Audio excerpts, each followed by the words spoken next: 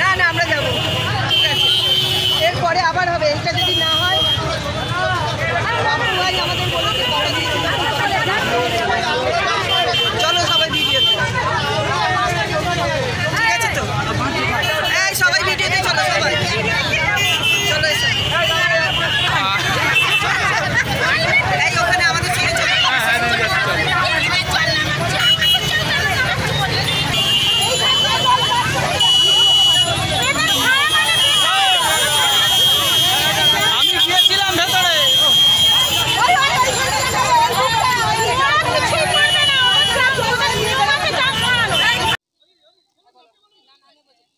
জলটা কোথা থেকে আসছে আমরা জিজ্ঞেস করতে চাইছি।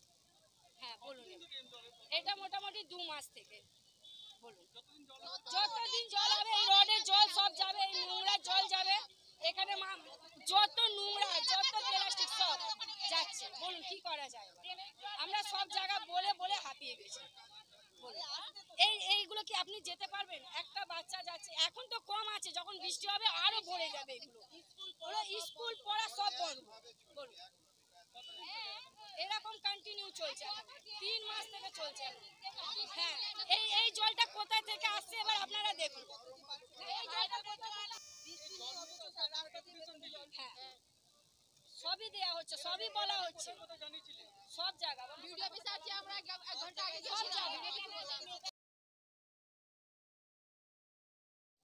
একইভাবে জল বয়ে যাচ্ছে, ঘরের মধ্যে সাপ ঢুকে যাচ্ছে, বেশ কয়েকজনকে সাপে কেটেছে, কোনো হসপিটালে গেছে, কিন্তু বিষাক্ত নয় বলে জানে বেঁচে এসেছে যে যার মায়ের ছেলে।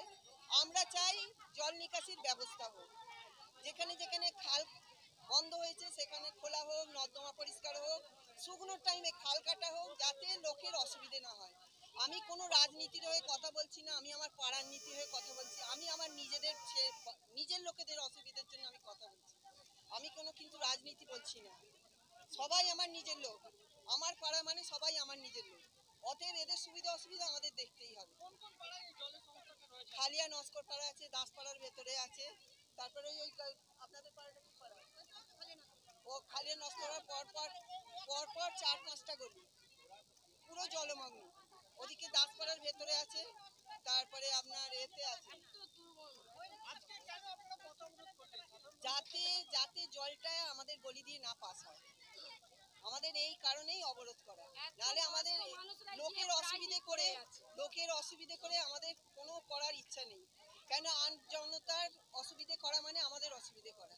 অতএব আমি সেটা চাইনি, কিন্তু এখন যে পজিশন না, এইটা না করলে আমাদের কোনো কাজ হচ্ছে না। এই যে রাস্তাটা না উঁচু করলে, এই যে এখানটা না উঁচু করলে কিছু করা যাবে না, এখানটা না উঁচু করলে কিছু করা যাবে না, যার জন্য আমরা একটু সবাই মিলে একত্র হয়ে এই কাজটা করতে বাধ্য হলো, যাতে আমাদের সব জায়গার জল আমার পাড়া দিয়ে না আসে।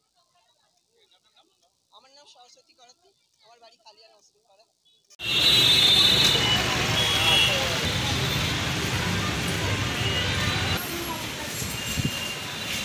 দিদি